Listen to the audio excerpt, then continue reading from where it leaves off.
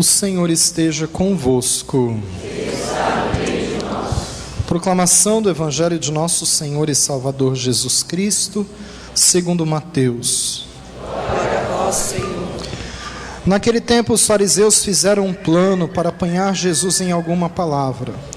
Então mandaram os seus discípulos, junto com alguns do partido de Herodes, para dizerem a Jesus: Mestre, sabemos que és verdadeiro e que de fato ensinas o caminho de Deus. Não te deixas influenciar pela opinião dos outros, pois não julgas um homem pelas aparências. Dize-nos, pois, o que pensas. É lícito ou não pagar imposto a César?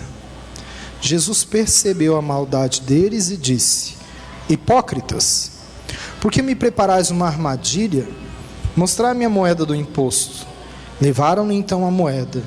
E Jesus disse: De quem é a figura e a inscrição desta moeda? Eles responderam: De César. Jesus então lhes disse: Dai, pois, a César o que é de César, e a Deus o que é de Deus. Palavra da salvação. Glória a vós, Senhor. Que as palavras do Santo Evangelho perdoem os nossos pecados. Podemos nos assentar, por favor. Nós estamos celebrando o 29º domingo do tempo comum. E nós vemos que os inimigos de Deus usaram um elogio hipócrita para falar com Jesus, né? Eles elogiaram a Jesus. É como aquelas pessoas que na sua frente falam bem de você e por trás descem a lenha falando mal. É o que fizeram com Jesus. É que Jesus é mais perto do que nós, ele tem uma sensibilidade maior de perceber essas coisas mais rápido, né? Então ele já percebeu que aquele elogio era um elogio falso. E aí depois de elogiar, de encher linguiça, dizer: olha, o Senhor é muito justo, o Senhor não se deixa influenciar pelas pessoas, o Senhor não julga pelas aparências, né? O Senhor realmente ensina o caminho de Deus. Mas era tudo da boca para fora. Aí Jesus fala: tá, qual é a de vocês? O que vocês querem com isso? E aí eles fazem a pergunta: é lícito ou não pagar imposto, tributo a César? Né? Jesus não responde nem sim, nem não, nem fica em cima do muro. Porque aquilo era uma artimanha para pegar Jesus. Se ele respondesse sim, se ele respondesse não, também iriam pegar ele. Se ele ficasse em cima do muro, então, que ia pegar. Ele não fica em cima do muro, ele derruba o muro. É muito interessante porque aqueles inimigos, eles tinham a estratégia perfeita, a armadilha perfeita para pegar Jesus. O que eles não pensavam é que Jesus teria a resposta mais perfeita ainda. Isso que é interessante, sem briga, sem nada, dizendo a verdade, que eles eram hipócritas, né? Se fala a verdade porque me bates, por isso que Jesus sempre fala a verdade, chama eles na cara deles de hipócritas e responde de uma outra forma. Jesus sempre escolhe essa terceira via, que é bem interessante. Mas tem um detalhe importante na resposta a Jesus. Ele fala: me mostre a moeda. Por que ele manda falar? Porque de certa forma eles estão criticando aquela moeda que eles guardavam no bolso, que eles tinham. E eles mostram a moeda. A moeda para eles tinha um valor maior do que é para nós, né? A moeda, tanto para nós como para ele, é um meio de pagamento. Mas para eles, além de um meio de pagamento, era um meio usado para propaganda. Naquela época não existia propaganda eleitoral gratuita, não existia outdoor, não existia panfleto, televisão, rádio, internet, nada disso. Então, a forma de fazer a propaganda, talvez uma das únicas formas de fazer propaganda, era ter o seu rosto estampado na moeda. E era isso que César fazia. O rosto dele estava ali estampado na moeda. Então, para eles era uma importância maior. E talvez nós não sabemos, mas a propaganda, ela valoriza o produto e as pessoas, né? Às vezes nós escutamos, por exemplo, falando muito mal dos políticos, e ficamos pensando: nossa, olha, talvez eles estão tristes. Não, para muitos deles é assim: falem bem ou falem mal, mas falem de mim, né? Eles querem estar guardados no inconsciente ou consciente das pessoas. Alguns pegam onda num protesto, numa coisa, dizendo até que defendem a família, a igreja, mas na verdade eles estão interessados em outra coisa, né? Então tem muito cordeiro, tem muito lobo vestido em pele de cordeiro por aí. E usam da propaganda disso de uma forma gigantesca. O que significa César para nós hoje? César significa o mundo, as riquezas, a política, a pátria, a família, o trabalho, o esporte, os amigos, os sonhos, né? Tudo aquilo que é humano, que está relacionado ao humano, é o César. E Deus? Deus é a nossa vida e é também a nossa morte. É com Ele que nós morremos, vivemos e somos e ressuscitamos. Então Deus, Ele é tudo que temos, vivemos e somos, né? E até o César pertence a Deus. E é isso que Jesus quer chamar a atenção. Quando Jesus dá essa resposta, dai pois a César o que é de César e a Deus o que é de Deus, nós poderíamos apenas achar que é uma resposta simples, né? Muito objetiva, dar a cada um o que é de cada um e pronto. Mas não, nós precisamos aprender a ler a Bíblia por detrás da letra. O que Jesus de verdade está dizendo por trás dessa frase? Jesus está dizendo para eles que César não é Deus. Por isso que ele diz, dai a César o que é de César, mas a Deus o que é de Deus. Eles não perguntaram nada de Deus, perguntaram a César, se era lícito ou não pagar o imposto ali a César. Né? César se julgava Deus, ele era o grande imperador que se julgava Deus. Tanto que ele era chamado o divino César. Ele se considerava senhor da vida e da morte. Quando Jesus diz essa frase, ele está negando a César essa pretensão de ser Deus. Tanto que César morrerá e não ressuscitará ao terceiro dia como Jesus. Então está dizendo para ele, olha, você é apenas César. E com certeza isso chegou lá aos ouvidos do César. É muito interessante para a gente trazer isso para os nossos dias. Às vezes nós queremos pôr muitas coisas no lugar de Deus. Às vezes coisas até que são boas para a nossa vida. Por exemplo, a ciência. A ciência é um bem para a humanidade. Porém, ela não é Deus. A tecnologia, todos nós usamos muito tecnologia hoje, não é? Ela ajuda muito a humanidade. Ela é muito boa? É, mas ela não é Deus. Os grandes do mundo, ou as pessoas que nós exaltamos no mundo, eles não são deuses. Às vezes nós ficamos esperando, não é? Que venha um grande Salvador, que resolva sozinho todos os nossos problemas do Brasil e do mundo.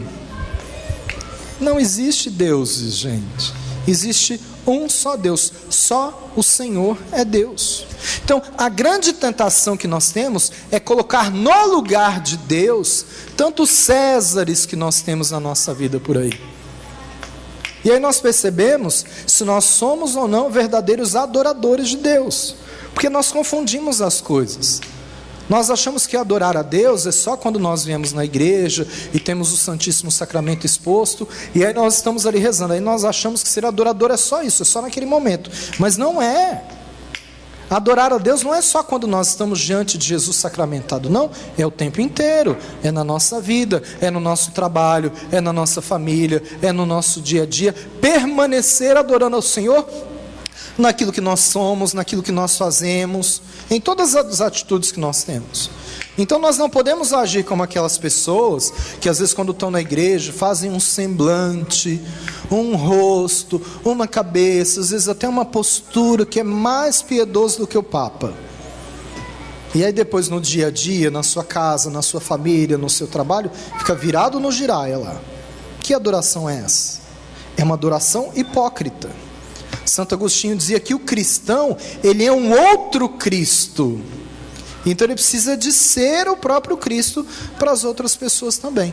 Então hoje é um dia de nós percebermos e nos perguntarmos se nós estamos de verdade adorando a Deus ou não. Ou nós adoramos outras coisas, como o sexo, como as riquezas, como o sucesso, como a própria ciência, a tecnologia, como a ecologia. Não que isso seja negativo, não é? Por exemplo, a ecologia, o Papa tem falado muito, né? Mostrado muito o cuidado com o bem comum, com a casa comum, com a ecologia que a gente tem. O problema é que tem gente que põe isso no lugar de Deus. Então diz que a natureza é o seu Deus, e não é. É obra de Deus, é obra da criação e da bondade de Deus. A grande questão é que nós permanecemos dando a César o que é de César, na maior facilidade, mas a Deus o que é de Deus, às vezes nós nos esquecemos. Exemplo, nós trabalhamos, a maioria de nós de 40 a 44 horas semanais, né? Nós estamos ali dando a César o que é de César. Nós não estamos apenas trazendo sustento para a nossa casa, para a nossa família, não. Nós estamos fazendo a economia do mundo circular. Então nós estamos dando a César o que é de César. Mas se nós fôssemos pensar em dízimo do tempo, se nós damos 40 horas semanais para o mundo, para construir o mundo, nós deveríamos pelo menos dar 4 horas, pensando na questão do dízimo do tempo, para construir o reino de Deus. Nós damos? Às vezes não. Por quê? Porque nós temos conceitos diferentes, não é? Nós temos a cara de pau de às vezes dizer assim: eu não fui rezar, não fui na missa porque eu estava com preguiça, ou porque eu não tive vontade, só vou na missa quando eu tenho vontade. É engraçado, né? Porque tem dia que você não tem vontade de ir para o serviço, mas você vai. Tem dia que você tem preguiça de trabalhar, mas você vai. Por quê? Porque você assumiu ali um compromisso. E você sabe que se você não for, você vai ser cobrado. Por que com Deus nós não percebemos que nós também assumimos um compromisso? Por que com Ele nós nos damos o direito de dizer: eu só vou quando eu tenho vontade, eu só vou quando eu estou bem disposto, né? Ou quando eu não estou com preguiça? Por que nós invertemos as coisas? Por quê? Porque nós estamos dando a César o que é de César, mas a Deus, de vez em quando sobra alguns minutinhos, nós damos algo a Ele. Então veja bem, nós trabalhamos de 8, às vezes 10 ou até mais horas por dia. Quanto desse minuto, desse tempo que nós estamos dando ao mundo? As 8 horas que nós estamos trabalhando, nós estamos dando a César. Mas e a Deus? Nós tiramos aquelas 8 horas, 10% pelo menos daquele dia para estar com Deus. Claro que fora as horas que nós temos no trânsito para ir e voltar, mas nós temos aquele momento para estarmos com Deus ou não? Todos nós pagamos tributos, impostos ao governo, e devemos pagar para o bem comum. Se isso não é aplicado direito, aí é um erro dos nossos líderes, né? Mas a nossa obrigação nós precisamos fazer, todas as pessoas devem fazer. Só que o que nós estamos esquecendo é que nós já fazemos isso. A gente compra qualquer coisa e ali já tem os tributos, já tem os impostos ali. Então a gente já está dando a César o que é de César. Porém, dar a Deus o que é de Deus está caindo no nosso esquecimento. E como é que a gente percebe isso? Nós precisamos perceber com coisas palpáveis. Dar a Deus o que é de Deus é dar também aquelas pessoas, os filhos de Deus que Deus colocou no nosso caminho, muitas vezes por um laço sacramental até, perceber se nós estamos dando a eles o que nós nos comprometemos a dar. Por exemplo, se você é casado, você tem dado ao seu cônjuge aquilo que você se comprometeu a dar? Né? Você tem sido um bom marido? Você tem cumprido as suas obrigações de marido? Você tem sido uma boa esposa? Tem sido uma boa esposa e dado ao seu marido, né, a sua obrigação que você se comprometeu com Deus em fazer isso? Porque é muito fácil a gente olhar para o defeito, para o que falta no outro. Então é mais fácil eu perceber o que falta o meu marido me dar, mas eu deveria também olhar o que falta eu dar para ele. É mais fácil eu reclamar da minha esposa que não está cumprindo a obrigação dela para comigo, mas eu precisava de perceber antes se eu estou cumprindo a minha obrigação. Então é muito mais fácil eu olhar para o outro e reclamar do outro e esquecer da minha própria vida. Com os nossos filhos, nós estamos dando aos nossos filhos a paternidade, a maternidade responsável que nós pedimos um dia a Deus, Ele nos deu a graça de termos filhos, e nós que somos filhos também, estamos exercendo a nossa filiação de uma forma responsável para com os nossos pais, ou não? Porque são nessas coisas palpáveis, gente, que a gente vê se a gente está dando a Deus o que é de Deus. São João dizia: quem diz que ama a Deus e não ama o seu irmão, é um mentiroso. Então, se nós dizemos que estamos dando a Deus aquilo que é de Deus, mas não estamos dando para aquelas pessoas que Deus colocou na nossa vida aquilo que nós deveríamos dar, talvez nós estamos meio mentirosos, pregando umas mentirinhas aí em Deus. E por que isso acontece? Porque a história e o mundo vai nos fazendo nos afastar de Deus. Nós vivemos constantemente um afastamento de Deus e da obra de Deus. Exemplo, você vai viajar, aí você vai hoje por uma estrada, vai de ônibus ou de carro por aquela estrada. E aí Deus fez ali e colocou ali uma montanha muito bonita. Naquele momento tem um pôr do sol lindo, para que aquilo ficasse na sua mente, você olhasse para aquilo e dissesse: olha que maravilha, Deus fez isso, essa montanha nesse lugar, deixou esse pôr do sol nesse horário aqui, para que eu passasse aqui, visse isso e agradecesse a Ele, porque Ele fez isso para eu ver, para me dar de presente. Nós poderíamos ir por aquele caminho e ficarmos encantados com os pássaros voando, ou até com o cantarolar dos pássaros, e dizer: que bom que Deus fez esses pássaros para me alegrar, para me mostrar a sua bondade também na natureza. Mas a gente não consegue mais ver isso. Por quê? Porque nós saímos daqui e vamos para outro lugar, e nós não conseguimos perceber a beleza do caminho, porque a gente está ligado no celular, falando o tempo inteiro e olhando para baixo. Outro dia eu li um texto muito interessante, que um pai dizia que ficou muito assustado, porque ele foi no colégio do filho na hora do intervalo, e aí ele viu muitos grupinhos, reunidos. Ele lembrou do tempo dele, que os grupinhos também se reuniam ali separadinhos, cada na sua turminha, mas ele viu que os grupinhos todos ficavam em círculo, mas um não falava com o outro, eles ficavam o tempo inteiro no celular, se comunicando com pessoas que estão longe. Isso nos facilita muito, às vezes falar com uma pessoa que está em outro continente, mas isso não pode nos impedir a falar com a pessoa que está ao nosso lado. Então o problema não é o celular, é como nós usamos ele. Outra coisa que tem nos feito nos afastar de Deus: antigamente toda casa tinha uma mesa. Sabe o que é isso, gente? Mesa. Vocês sabem? Então a mesa antigamente servia para almoçar e para jantar. Não sei se vocês já viram isso alguma vez na vida. Servia para isso. Então sentava o pai, a mãe e os filhos ao redor da mesa. Por quê? Porque Jesus fez a refeição mais importante ao redor da mesa com os seus discípulos. E porque Jesus estava sentado ao redor da mesa, é que nós sentamos ao redor da mesa, ou sentávamos ao redor da mesa e nos conhecíamos. Era muito interessante, porque naquele momento ali, o nosso pai nos conhecia, falava do que estava acontecendo com ele, das suas dificuldades, a mãe também. Um conversava com o outro, tinha uma experiência de conhecimento. Hoje em dia nós abandonamos a mesa. Primeiro porque na semana nós não temos tempo, é muito corrido. E final de semana, quando nós deveríamos ter um tempo de santificar o domingo como o dia do Senhor, nós vamos para o nosso quarto, para o nosso próprio interesse, ou para a nossa televisão, ou para o nosso computador, mesmo que ele caiba na palma da mão. Então cada um vive o seu mundo, e aí você não conhece o que vive o seu pai, você não conhece o seu filho, você não conhece nem o seu esposo, nem a sua esposa. Nós estamos nos distanciando das pessoas, apesar de morar junto com elas. Antigamente os humanos eram muito bem-vindos na nossa casa, nós ficávamos felizes quando recebíamos visita. Hoje em dia a gente chega em casa dizendo: tomara que ninguém venha em casa. Final de semana, tomara que não apareça ninguém aqui. Mas eu me comunico com um monte de gente, passo o dia inteiro falando com um monte de gente no celular. Mas eu não quero a pessoa física ali na minha casa. Ou quando a pessoa vem na minha casa, as poltronas ou as cadeiras não estão uma de frente para o outro mais, estão viradas para a TV, a pessoa senta do meu lado, eu ligo a TV e fico assistindo com ela um programa, e quando acaba o programa ela fica até sem graça, vai embora porque já acabou, e eu digo: ai, que bom que você veio aqui.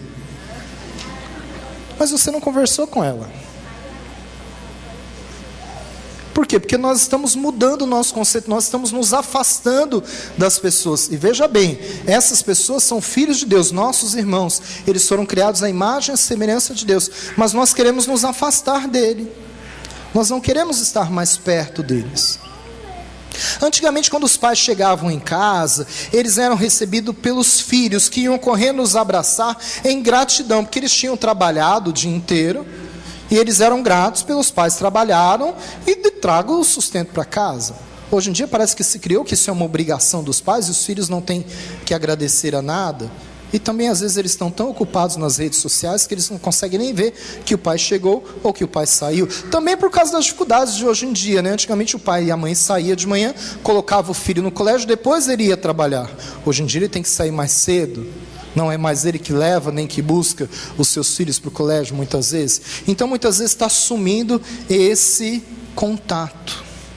E aí nós estamos vendo crescendo uma geração de crianças muito mal educadas. Mas elas talvez são mal educadas porque tiveram maus educadores. Muitos pais covardes que não tiveram coragem de educar os seus filhos, que apenas mimaram os seus filhos.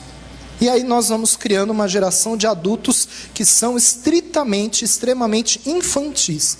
Então, às vezes, dentro da nossa casa, nós não conhecemos aquele que mora conosco. Exemplo.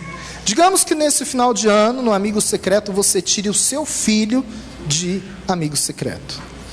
E aquele amigo secreto diga, olha, você tem que dar um CD. Só música, só pode dar música. Você sabe a música que seu filho gosta?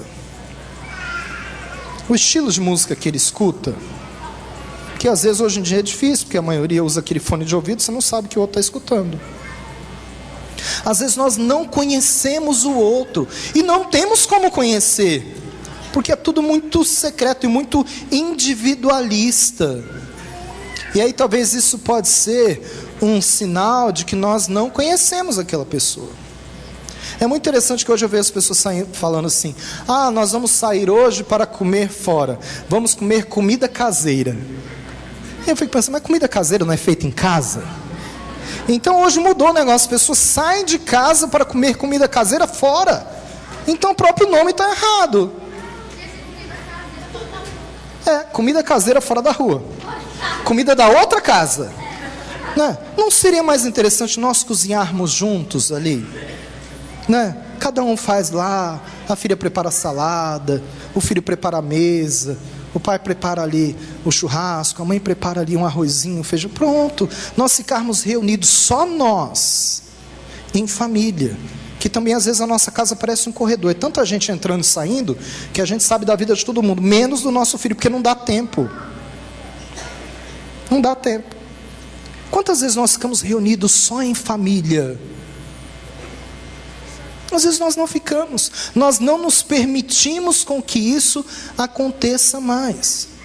E aí o que está acontecendo? Nós estamos com um comportamento muito interessante de julgar as outras pessoas e achar que temos a resposta para todas as coisas, e nós não temos. Gente, é terrível o que a gente vê, não é? Isso que aconteceu em Goiás agora, daquele menino no colégio, não é só isso, tantas outras coisas que a gente fica vendo aí, né, de afrontas à família, e tanta discussão que tem na internet. Eu fico impressionado com aquilo, eu acho que é tanta idiotice que se posta hoje em dia, porque é interessante, né? As pessoas querem resolver os problemas dos outros que estão lá distantes, sem nunca ter conhecido a pessoa, nem a história daquela pessoa. Todos nós queremos ter respostas prontas. Depois que aconteceu lá a desgraça, a gente já tem uma forma mágica para resolver aquilo. E aí nós criticamos aquela mãe que fez aquilo, ou aquele jovem adolescente fez aquilo, ou aquele pai que fez aquilo, que passou na TV. Só que nós não sabemos o que o nosso filho dentro de casa está fazendo. E não sabemos mesmo. Nós reclamamos lá do que aconteceu com aquela mãe naquela criança, mas você sabe que seu filho tem no celular? Às vezes não. Na minha época era mais fácil. Minha mãe e meu pai, por exemplo, sabiam quase todos os amigos que eu tinha. Quase todos. Tinha uns que eu não apresentava, porque senão eles iam me bater. Eu sempre andei com gente atrapalhada, assim. Sempre gostei de gente atrapalhada. Sempre gostei. E a gente se dava bem. Até hoje tem uns atrapalhados que a gente se dá bem, até hoje. E é interessante porque... Mas eles sabiam quem era. Porque os meus amigos vinham na minha casa, eu ia na casa deles, e a gente brincava na rua. Então eles viam, eles sabiam quem era fulano, quem era cicrano ali. E os outros eram de colégio, de outras coisas que a gente vai crescendo e ampliando a nossa rede, né? Hoje em dia é muito difícil para os pais saberem quem são os amigos do filho. Por quê? Porque eles estão dentro do celular. E como é que você vai descobrir quem é aquele amigo? Porque nem o filho às vezes não sabe que é. Às vezes ele pensa que é uma pessoa, mas do outro lado da linha é uma pessoa muito diferente. Que se apresenta ali como jovem, do outro lado não é. Se apresenta ali como bonzinho e do outro lado não é. E às vezes vão criando esses relacionamentos muito grandes e perigosos para a nossa vida. Então, nós estamos com muita dificuldade. Eu imagino que para vocês, pais, é muito difícil. Mas talvez nós precisamos resgatar duas palavras que são fascinantes. E que eu acho que a gente tem que resgatar na nossa vida e na nossa família. Tanto na vida cônjuge, na vida de casal, como na vida de pais e filhos de filhos para pais. Essas palavras são: ainda não. Parece que a gente esqueceu sobre isso. A gente só sabe o sim ou não. Aí tem gente que só diz sim, sim, sim, sim, sim. Outros só dizem não, não, não, não, não. E esqueceram de dizer o ainda não. Ainda não está na hora. Ainda não é o momento. Ainda não. Vamos discutir mais sobre isso. Vamos estudar mais sobre esse assunto. Vamos nos aprofundar mais juntos aqui ao redor da mesa para saber o que está acontecendo. Quantas vezes os pais estão em dificuldade econômica pelo desemprego, mas os filhos não sabem. E eles deveriam saber, para enfrentar também aquilo que um dia talvez eles vão ter que enfrentar lá na frente. Às vezes a mãe ou o pai está doente e diz, não conta para os meus filhos. Como não? Eles deveriam ser os primeiros a saber, para lutar junto com você, te ajudar naquela enfermidade ou naquela crise financeira. Mas nós queremos criar um mundo que não existe, apresentar para eles um conto de fadas que não é real. Então nós pecamos por não dizer a verdade. O que Jesus disse para eles? Vocês são hipócritas. Foi lá e disse na cara deles. Eles eram, Jesus foi e disse. Nós precisamos resgatar também o elogio em família. O elogio. Nós elogiamos muito pouco na nossa família. O menor esforço do seu filho você deve elogiar, porque elogiar é motivar ele a ir para frente, a fazer cada vez mais. O menor esforço do seu esposo ou da sua esposa você deve elogiá-lo. Mas nós não elogiamos, mas não fez mais do que a obrigação dele. Mesmo que seja não fazer mais do que a obrigação, há quanto tempo você não elogia a sua esposa? Você não elogia o seu esposo? Você não elogia os seus filhos? Ou não elogia os seus pais? Porque nós só conseguimos ver as críticas. E é claro, é muito natural que é mais fácil ver as coisas ruins do que as coisas boas. Mas experimenta começar a elogiar nos pequenos esforços. Ele fez um pequeno esforço, elogia. Parabéns, que maravilha que você está assim, que é ótimo. Outro dia eu vi um texto também, uma palestra que o senhor dizia assim, que o filho dele, quando estudava, ele tinha 2 matérias no colégio que ele chamou professores para dar aula de reforço. E ele disse assim, a matéria que ele era mais fraco e que ele era mais forte. E os professores diziam, mas ele é muito forte, ele só tira 10 nessa matéria. Ele disse, então, já que ele é forte, vamos investir nisso. Mas ele vai ter lá, ele vai ter prazer em aprender cada vez naquilo que ele já se dá bem, vai potencializar, talvez ele vai ser uma autoridade naquilo dali. Mas ele também, em contrapartida, vai ter que estudar aquilo que ele tem mais dificuldade, que normalmente ele não gosta. Não é? Então ele dá um presente, um estímulo. Se se dá muito bem em português, ótimo, você vai ter uma professora, uma aula especial, um reforço. Mas eu já estou bem em português, ótimo, você vai dar aula para o professor. Ele vai se sentir bem, ele vai perceber, poxa, eu entendo tudo, eu estou entendendo. Ele vai ter prazer de estudar. E aí ele vai conseguir ter motivação para estudar também aquilo que... Mas o que a gente dá? A gente só dá reforço ao negativo. Deveria dar reforço também ao positivo, para crescer cada vez mais aquilo que é bom. Se a gente incentivasse, elogiasse aquilo que é bom, talvez cresceria muito mais do que é bom. O que a gente faz? A gente só critica o que é ruim, critica o que é ruim, critica o que é ruim. E aí o que é bom a gente finge que não viu. Ou às vezes exagera, né? Vai para o outro lado também. Então nós precisamos deixar os nossos filhos crescerem, mas crescerem com responsabilidade. Depois respeitar as escolhas diferentes. Eu tenho ouvido muitos pais reclamarem, dizendo assim, padre, eu tenho 2 filhos, eles são completamente diferentes, eu não entendo isso. É a coisa mais normal do mundo, eles têm que ser diferentes mesmo. Eles não são um clone.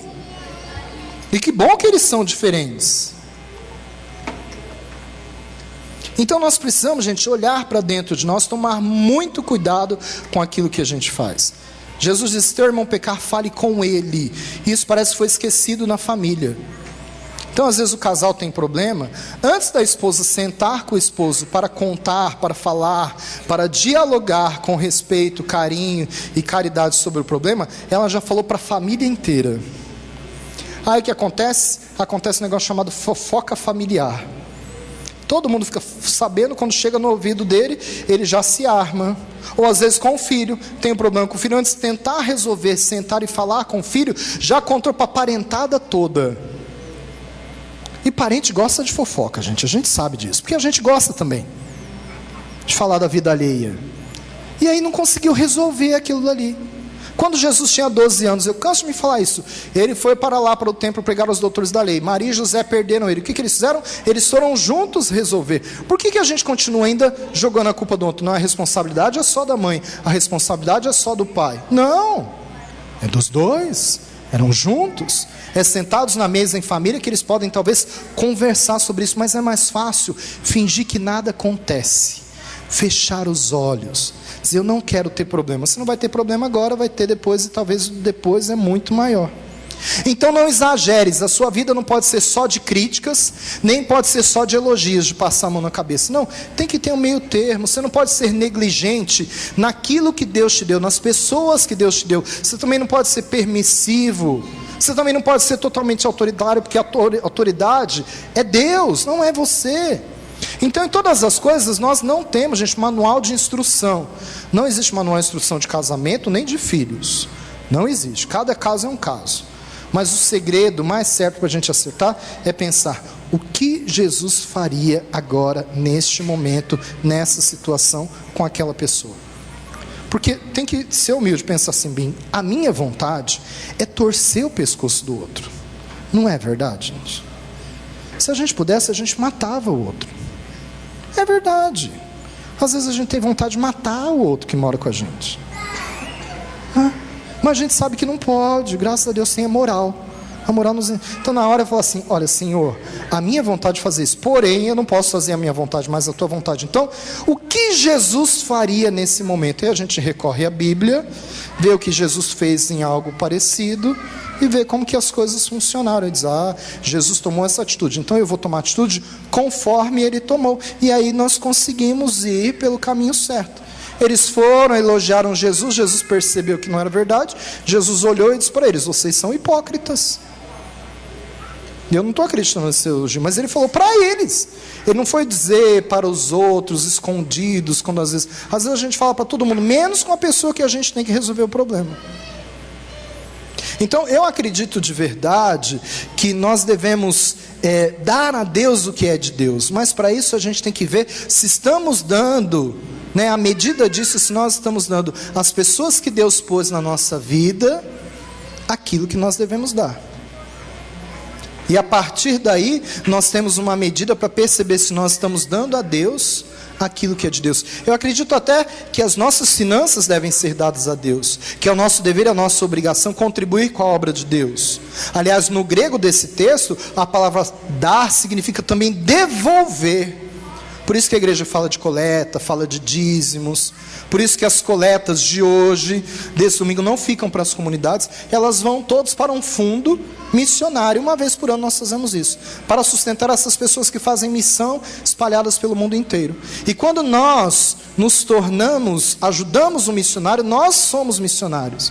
E às vezes a gente acha tão bonito essas missões, pessoas que estão espalhadas pelo Brasil e pelo mundo, em lugares tão distantes, fazendo missão, e eles são sustentados com a coleta desse domingo em todas as igrejas, mas eles são sustentados também com a nossa oração, mas eles são sustentados também quando nós entendemos que nós também somos missionários. E às vezes o lugar que nós precisamos ser missionários é na nossa casa, na nossa família. E às vezes nós queremos fazer tantas missões por aí, mas esquecemos na missão maior que nós devemos fazer no nosso lar. Quando Jesus terminou dizendo para eles, dai pois a César o que é de César e a Deus o que é de Deus, eles silenciaram. Talvez é isso que a gente precisa de fazer agora, reclinar a nossa cabeça, fechar um pouquinho os nossos olhos e silenciar, ficar em silêncio. Faça isso e se perguntar, eu tenho dado a Deus o que é de Deus? Em todos os aspectos, no meu dízimo, na minha oferta, na minha oração, no dízimo do meu tempo. Eu tenho dado ao meu cônjuge aquilo que eu me comprometi a dar? Ou não?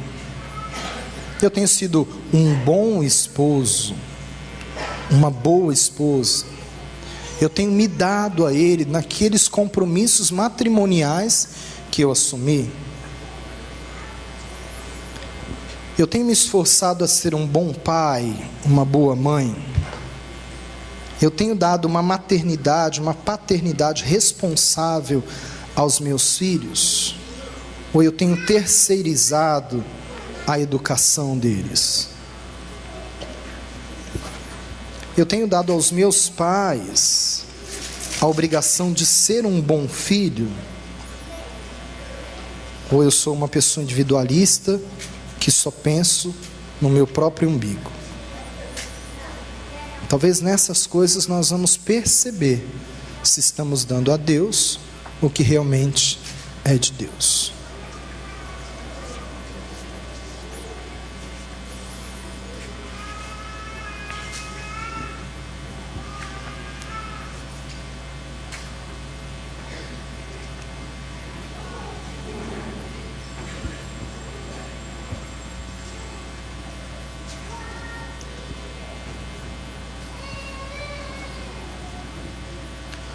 Louvado seja nosso Senhor e Salvador, Jesus Cristo.